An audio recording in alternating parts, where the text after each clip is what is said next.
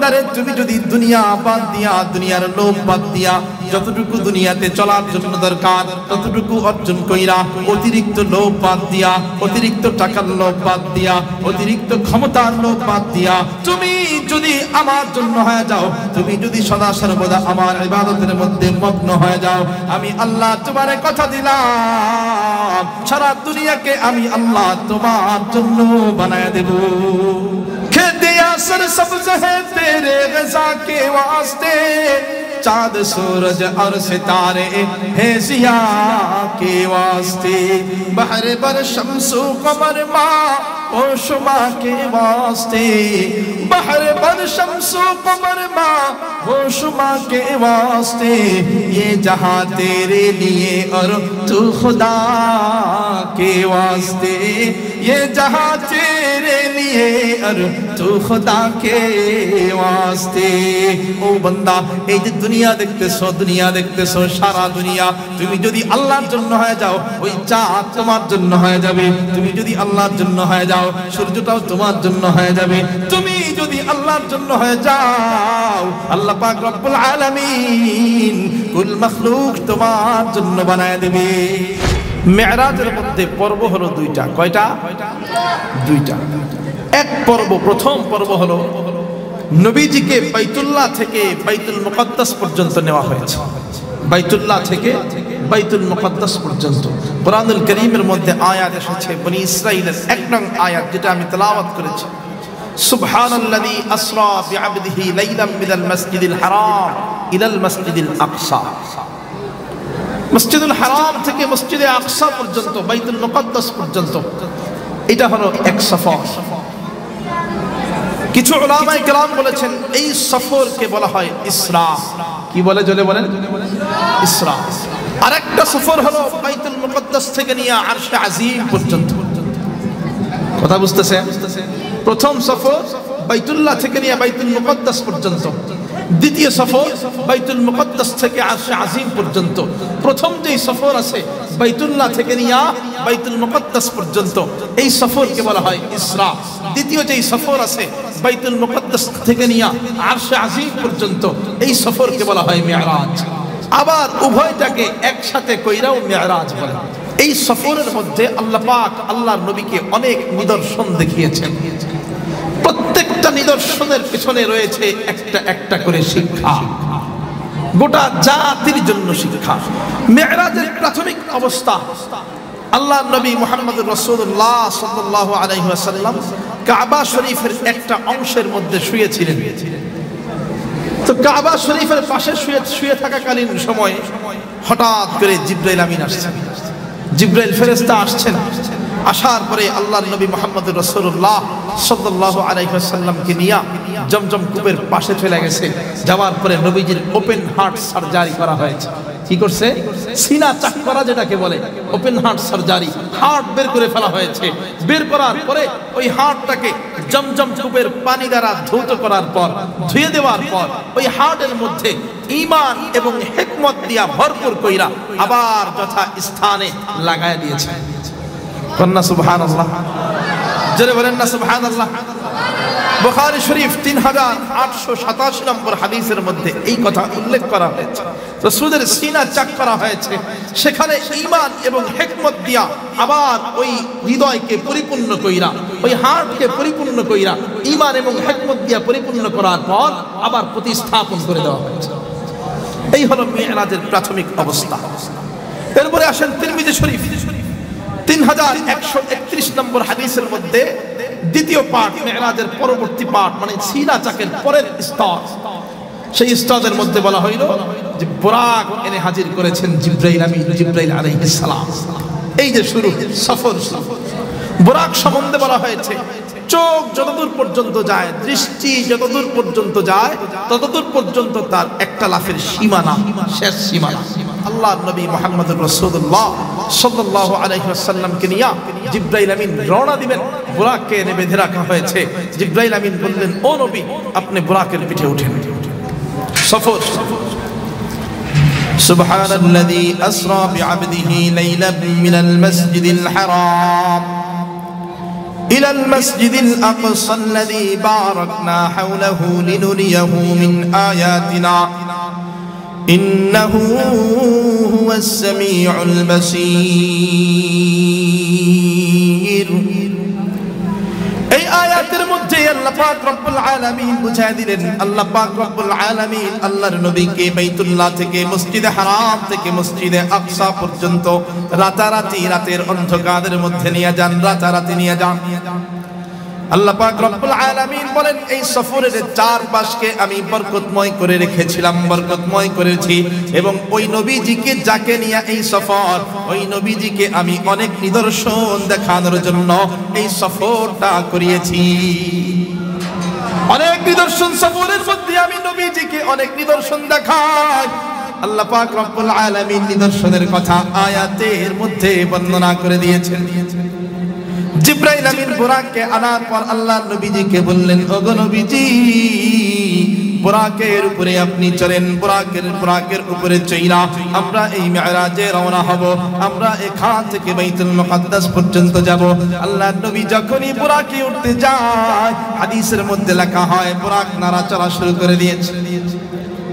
জিবরাইল আমিন সাথে সাথে ডাক দিয়ে বলে, বুরাক,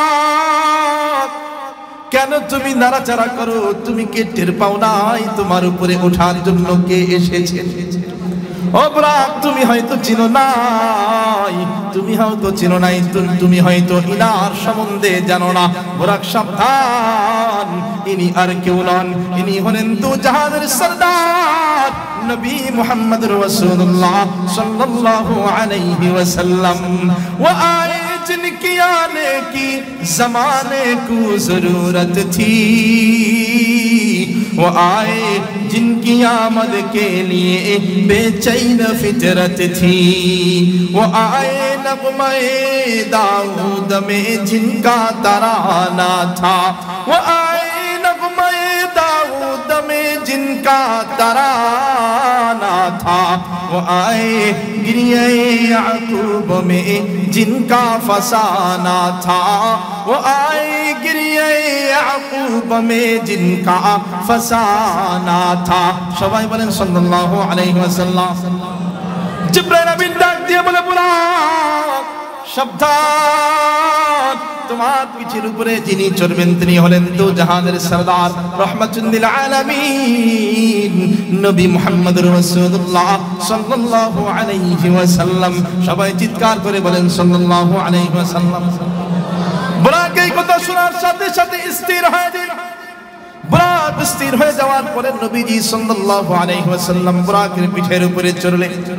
বুরাক অল্প সময়ের মধ্যেই বাইতুল মুকাদ্দাসে যাইয়া পৌঁছায় যায়। এই সময়ের সাথে ছিলেন দুইজন ফেরেশতা, একজনের নাম হলো জিবরাইল আমিন আর একজনের নাম হলো মিকাইল আলাইহিস সালাম। কয় ফেরেশতা? সফর সঙ্গী দুই ফেরেশতা, একজন আগে একজন পেছনে, মাঝখানে নবীজি সাল্লাল্লাহু আলাইহি ওয়াসাল্লাম। এই যে বাইতুল্লাহ থেকে বাইতুল মুকাদ্দাস পর্যন্ত যাইতে যাইতে আল্লাহ পাক রব্বুল আলামিন অনেকগুলো নিদর্শন দেখায় দিলেন, অনেকগুলো নিদর্শন দেখায় দিলেন। যেই নিদর্শনগুলো হলো উম্মতের জন্য বড় শিক্ষা। আল্লাহ নবী যখন বুরাকে উঠা যাত্রা শুরু করেছেন, যাত্রার শুরুতে প্রথম নিদর্শন, যাত্রার শুরুতেই একজন বৃদ্ধর সঙ্গে দেখা হলো। কার সঙ্গে বলেন? বুড়া মানুষ, বৃদ্ধ। জিবরাইল আমিন আগে, মিকাইল পরে, মাঝখানে আল্লাহর নবী সফর করতে শুরু করেছেন। সফরের শুরুতেই একজন বৃদ্ধর সঙ্গে দেখা। ওই বৃদ্ধ ডাক দেয়, আল্লাহর নবীকে ডাক দেয়। জিবরাইল আমিন ডাক দিয়ে বলে, ও গো নবীজি, ওই যে একজন বৃদ্ধ আপনাকে ডাকাডাকি করতেছে। না না, বৃদ্ধর ডাকে সাড়া দেওয়ার কোনো দরকার নেই, সাড়া দিতে হবে না, বরঞ্চ আপনি সামনের দিকে আগায় যান। নবীজি বৃদ্ধর ডাকে সাড়া দিলেন না, সামনের দিকে আগায় গেলেন। কিছু দূর আগানোর পর আরো একজন বৃদ্ধর সঙ্গে দেখা হয়ে যায়।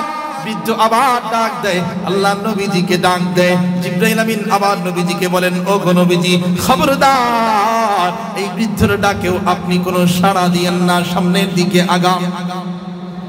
আল্লাহ নবী জিবরাইল আমিনের কথা শুনে আবার সামনের দিকে আগায় যায়।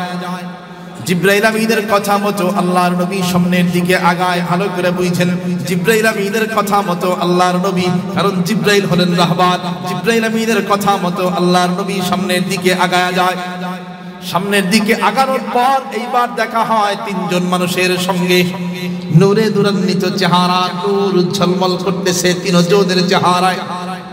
ওই তিনজন আল্লাহর নবীকে দেখার সাথে সাথে সালাম দেয়, আসসালামু আলাইকা ইয়া আউয়াল, আসসালামু আলাইকা ইয়া আখির, আসসালামু আলাইকা ইয়া হাশির। সালাম দেওয়ার সাথে সাথে ওই তিন ব্যক্তি আল্লাহর পয়গম্বর মুহাম্মদুর রাসূলুল্লাহ সাল্লাল্লাহু আলাইহি ওয়াসাল্লামকে সালাম দেওয়ার সাথে সাথে এইবার জিবরাইল আমিন ডাক দিয়া বলে, নবীজি যেহেতু তারা আপনাকে সালাম দিয়েছে, ওই তিনজন ব্যক্তি যেহেতু আপনাকে সালাম দিয়েছে, এইবার আপনি ওই তিন ব্যক্তির সালামের জবাব দিয়ে দেন। আল্লাহর নবী এবার ডাক দিয়ে বলে, জিবরাইল, প্রথম একজন বৃদ্ধ ডাক দিল, তুমি কেন আমাকে ডাকে সাড়া দেওয়ার জন্য নিষেধ করলা? দ্বিতীয়ত আরো একজন বৃদ্ধ আমাকে ডাক দিল, সেখানেও দেখি তুমি আমাকে ডাকে সাড়া দেওয়ার জন্য নিষেধ করলা। এখানে তিনজন সালাম দিল, এইবার তুমি বললা যে সালামের জবাব দেন কেন, এটা আমাকে বুঝিয়ে দাও।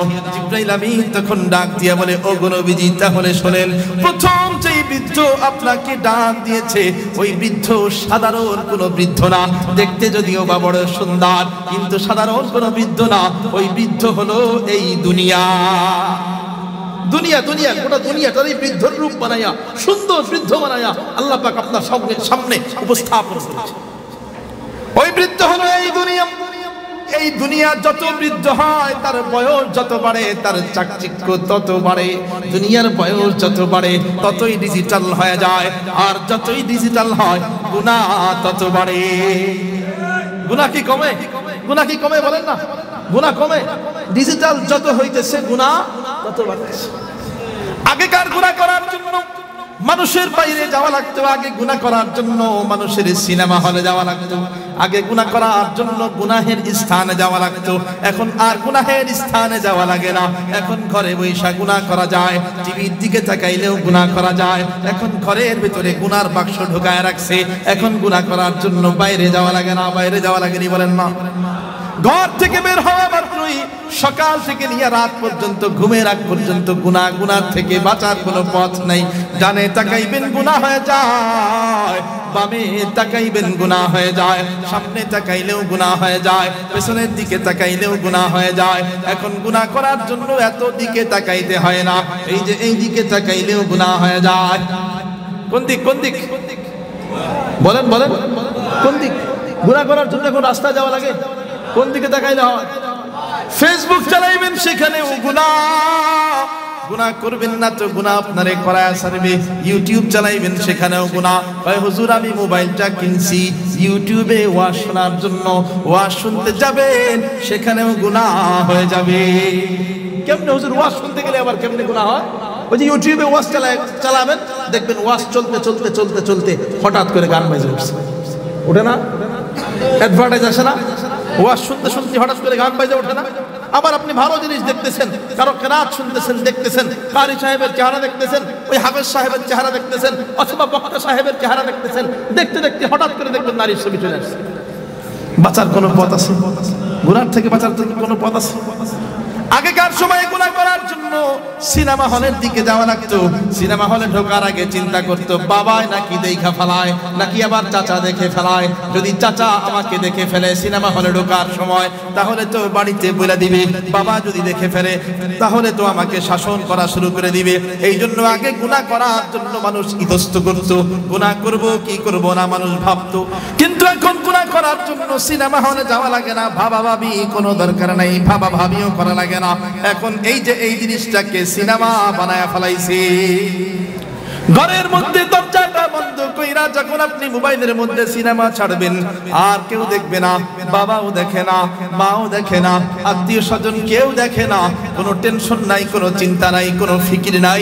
বরঞ্চ এই মোবাইলের মধ্যে সিনেমা আইনা, শুধু সিনেমা না, আগেকার যুগে তো শুধু সিনেমা দেখানো হইতো, এখন শুধু সিনেমা না, যত অশ্লীল অশ্লীল ভিডিও আছে সব এই মোবাইলের মধ্যেই নিয়ে আসা যায়। গুনাহ করতে আর বাইরে যাওয়া লাগে বলেন? গুনাহ করতে বাইরে যাওয়া লাগে? বাইরে গেলে তো গুনাহ আসেই। এখন ঘরের ভিতরে বৈশা বৈশা, আগে তো মানুষ ঘরে থাকলে গুনাহ কম হইতো, এখন ঘরের ভিতরে আরো গুনাহ বেশি। আবার বাইরে যাবেন, রাস্তার মধ্যে যখন আপনি হাঁটাহাঁটি করবেন, চোখ বন্ধ করে তো রাস্তার মধ্যে হাঁটাহাঁটি করা যায় না, নাকি চোখ বন্ধ করে হাঁটাহাঁটি করেন? হ্যাঁ হ্যাঁ, আমার কথা বুঝতেছেন তো? চোখ বন্ধ করে হাঁটেন নাকি চোখ খুইলা? চোখ খুলেই তো হাঁটি, নাই তো পড়ে যাবো। চোখ খুলে হাঁটতে হয়। দেখবেন রাস্তার মধ্যে বড় বড় ব্যানার লাগায় রাখছে, ব্যানারের মধ্যে নারীর ছবি আছে না নাই? কি নারী কি বোরকা পরা?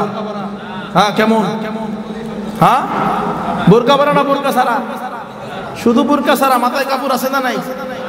হ্যাঁ হ্যাঁ, দেখবেন না কেমনি আপনার চোখের সামনে আইনা হাজির করবে। ওই যে বললাম, যুগ যত ডিজিটাল হয় গুনাহ তত বাড়ে, যুগ যত ডিজিটাল হয় গুনাহ তত বাড়ে। তার মানে আপনি যখন রাস্তা দিয়ে হাঁটতেছেন, রাস্তা দিয়ে হাঁটার সময়ও দেখবেন চোখের সামনে ওই গুনাহ আইসা হাজির হয়ে গেছে। কোনো একটা জিনিস কিনতে গেছেন, মনে করেন এই ধরনের কোনো প্যাকেটিং জিনিস কিনতে গেছেন, বড় বড় মার্কেটের মধ্যে যাবেন, কোনো একটা ওষুধ কিনতে গেছেন, ওষুধের প্যাকেটেও নারীর ছবি আছে না নাই? জোরে কন্যা আছে না নাই? আবার কোনো একটা ভালো খাবার কিনতে গেছেন, পানি কিনতে গেছেন, অথবা নুডলস কিনতে গেছেন, ওই একটা ভালো খাবার কিনতে গেছেন, আপনি যখনই প্যাকেটের গায়ের মধ্যে চোখ বুলাইবেন, তখনই দেখবেন ওখানে নারীর ছবি দেখা যায়। আছে না নাই? জোরে কন্যা আছে না নাই? এখন আপনি যেই জিনিস কিনতে যান, সব জায়গায় শুধু নারী। গুনাহ করবেন না, করা আসবে। ওই যে বলেছি, যুগ যত ডিজিটাল হয় গুনাহ তত বাইরে যায়। জিবরাইল আমিন সাথে সাথে ডাক দিয়ে বলে, ওগো আল্লাহর পয়গম্বর, ওগো আল্লাহর নবী, ওই যে প্রথম বৃদ্ধ যাকে আপনি দেখলেন, সে হলো এই দুনিয়া। তার দিন যত যায়, তার বয়স যত বাড়ে, তত চাকচিক্য বাড়ে, তত ডিজিটাল হয়, এবং মানুষগুলো তার পিছনে পাগল হয়ে যায়। আল্লাহ পাক রব্বুল আলামিন সূরা তাকাসুরের মধ্যে বলেন, আলহাকুমুত তাকাসুর হাত্তা যুরতুমুল মাকাবির। আল্লাহ পাক রব্বুল আলামিন বলেন, প্রাচুর্যতার লালসা, সম্পদের লোভ, সম্পদের লালসা তোমাদেরকে গাফিল করে রেখেছে। ততদিন পর্যন্ত তোমাদেরকে সম্পদের লালসা গাফিল করে রাখবে, যতদিন পর্যন্ত তোমরা কবরে না যাও। তার মানে কবরে যাওয়ার আগ পর্যন্ত কারো কোনো লোভ কইমা যায় না, সম্পদের লোভ কইমা যায় না, টাকার লোভ কইমা যায় না, ক্ষমতার লোভ কইমা যায় না। ঠিক কিনা জোরে বলেন? হ্যাঁ, একজন একটা বাড়ি করেছে, মনে করেন সম্পদশালী একটা বাড়ি আছে, ওই একটা বাড়ি নিয়ে সে ক্ষান্ত থাকে না। সে চিন্তা করে, যেহেতু এই শহরে, এই মিরসরাইতে আমার একটা বাড়ি আছে, এইবার শহরের মধ্যে আর একটা বাড়ি করা লাগবে। হ্যাঁ, এই চিন্তা করে না? নাকি একটা বাড়ি হয়েছে, শেষ, আর করবো না, এই চিন্তা করে। যার 10,000 ইনকাম, সে চিন্তা করে কেমনে 20,000 টাকা ইনকাম করা যায়। ঠিক কিনা বলেন না? যার 10,000 ইনকাম, সে চিন্তা করে কেমনে 20,000 ইনকাম করা যায়। এখন যার 50,000 ইনকাম, সে চিন্তা করে কেমনে 1 লক্ষ টাকা ইনকাম করা যায়। তার মানে কি টাকার লোভ কমে? বলেন, সম্পদের লোভ কি কমে? সম্পদের লোভ কমে, টাকার লোভ কমে?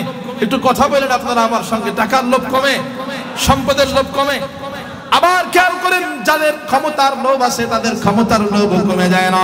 মনে করেন কোনো একজন মেম্বার হয়েছে, মেম্বার চিন্তা করে এইবার আমি চেয়ারম্যান হব, চেয়ারম্যান চিন্তা করে এইবার আমি এমপি হব, এমপি চিন্তা করে কেমনে মন্ত্রিত্ব পাওয়া যায়, মন্ত্রী চিন্তা করে শুধু এই দেশের মন্ত্রী হলে হবে না, বিদেশে বাড়ি করা লাগবে, বিদেশেও ক্ষমতা লাগবে, শুধু বাংলাদেশের মন্ত্রী হলে হবে না, কেমনে আমেরিকার মন্ত্রী হওয়া যায়। তার মানে ক্ষমতার লোভ সবার মধ্যে আছে।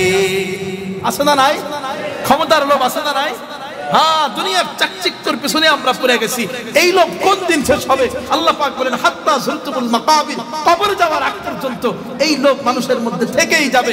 টাকার লোভ, ক্ষমতার লোভ, সব ধরনের লোভ মানুষের মধ্যে থাকবেই।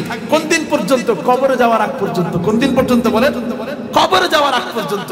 কিন্তু কোনো লাভ নাই। কোনো লাভ আছে? কোনো লাভ আছে? বরং আল্লাহ পাক রব্বুল আলামিন বলেন, তোমরা দুনিয়ার লোভকে ছেড়ে দাও, লালসাকে ছেড়ে দাও। যতটুকু আল্লাহ পাক দিয়েছেন ততটুকু নিয়ে তোমরা সন্তুষ্টি অর্জন করার চেষ্টা করো, ততটুকুতেই তোমরা সন্তুষ্ট থাকো। কারণ দুনিয়ার লোভ তোমাদেরকে শেষ কইরা ফেলাবে। দুনিয়ার লোভ তোমাদেরকে একদম সিরাতে মুস্তাকিম থেকে নামায় দেবে, সঠিক পথ থেকে নামায় দেবে, জান্নাতের পথ থেকে তোমাদেরকে নামায় দেবে, তোমাদেরকে পথ ভ্রষ্ট কইরা ফেলাবে। কারণ যার মধ্যে অতিরিক্ত দুনিয়ার লোভ ঢুইকা গেছে, যার মধ্যে অতিরিক্ত টাকার লোভ ঢুকে গেছে, যার মধ্যে অতিরিক্ত ক্ষমতার লোভ ঢুকে গেছে, সে আর হালাল দেখে না, সে আর হারাম কোনটা হালাল কোনটা হারাম সেদিকে আর কোনো ভ্রুক্ষেপ নাই, তার কোনো ভ্রুক্ষেপ নাই, সেদিকে সে তাকায় না।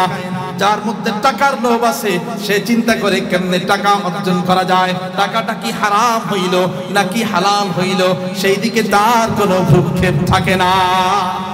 কিন্তু আল্লাহ পাক রব্বুল আলামিন বলেন, বান্দারে দুনিয়ার অতিরিক্ত লোভ ছাইড়া দিয়া তুমি যদি আমার জন্য হয়ে যাও, আল্লাহর জন্য হয়ে যাও। কার জন্য জোরে বলেন না? ও বান্দারে, তুমি যদি দুনিয়া বাদ দিয়া, দুনিয়ার লোভ বাদ দিয়া যতটুকু দুনিয়াতে চলার জন্য দরকার ততটুকু অর্জন কইরা, অতিরিক্ত লোভ বাদ দিয়া, অতিরিক্ত টাকার লোভ বাদ দিয়া, অতিরিক্ত ক্ষমতার লোভ বাদ দিয়া, অতিরিক্ত ক্ষমতার লোভ বাদ দিয়া তুমি যদি আমার জন্য হয়ে যাও, তুমি যদি সদা সর্বদা আমার ইবাদতের মধ্যে মগ্ন হয়ে যাও, আমি আল্লাহ তোমারে কথা দিলাম সারা দুনিয়াকে আমি আল্লাহ তোমার জন্য বানায় দেব।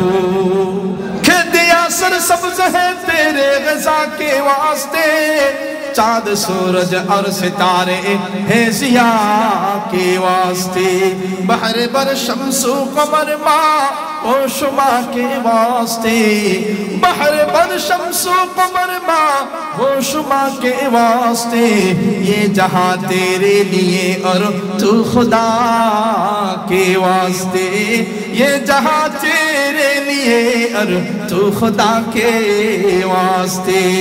ओ बंदा, এই যে দুনিয়া দেখতেছো, দুনিয়া দেখতেছো, সারা দুনিয়া তুমি যদি আল্লাহর জন্য হয়ে যাও, ওই চাঁদ তোমার জন্য হয়ে যাবে। তুমি যদি আল্লাহর জন্য হয়ে যাও, সূর্যটাও তোমার জন্য হয়ে যাবে। তুমি যদি আল্লাহর জন্য হয়ে যাও, আল্লাহ পাক রব্বুল আলামিন কুল মাখলুক সবাইকে তোমার জন্য বানায় দেবে। তোমার হতে হবে আল্লাহর জন্য, তোমার ইবাদত হতে হবে আল্লাহর জন্য, সিজদা হতে হবে আল্লাহর জন্য, তোমার গোটা জিন্দেগি হতে হবে আল্লাহর জন্য।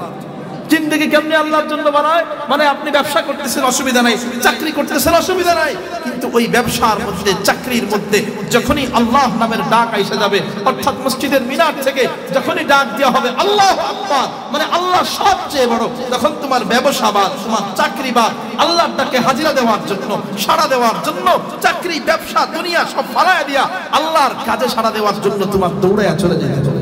দুনিয়া করার অসুবিধা নাই, দুনিয়া দরকার আছে, চলার জন্য দরকার আছে, বাঁচার জন্য দরকার আছে, তবে ততটুকু পরিমাণ করেন যতটুকুর মধ্যে হারাম হালালকে বাঁচা যায়, হারাম হারাম হালালকে পৃথক করা যায়, যতটুকুর মধ্যে কারো উপরে অত্যাচার না হয়। ক্ষমতা আপনি দেখার অসুবিধা নাই, ক্ষমতারও দরকার আছে দুনিয়ার জমিনে, কিন্তু ততটুকু দরকার আছে যতটুকু ক্ষমতা অর্জন করলে মানুষের খেদমত হয়, মানুষের খেদমত হয়, মানুষের উপরে জুলুম হয় না, ততটুকু ক্ষমতা অর্জন করেন। যেই ক্ষমতা অর্জন করলে মানুষের প্রতি জুলুম করা হয়ে যায়, যেই টাকা অর্জন করলে মানুষের প্রতি জুলুম করা হয়ে যায়, সেই টাকা বাদ দেন, সেই ক্ষমতা বাদ দিন।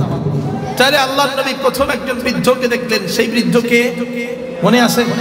যদি বলেন সেই বৃদ্ধকে। এখন এই দুইজন বৃদ্ধ যখন ডাক দিয়েছেন, জিবরাইল আমিন তখন বললেন নবী কথা বললেন না, তার মানে বুঝায় দিলেন আপনি যে কথা বলবেন না, এটাই উম্মতের জন্য শিক্ষা, উম্মত যেন দুনিয়ার ডাকে সাড়া না দেয়।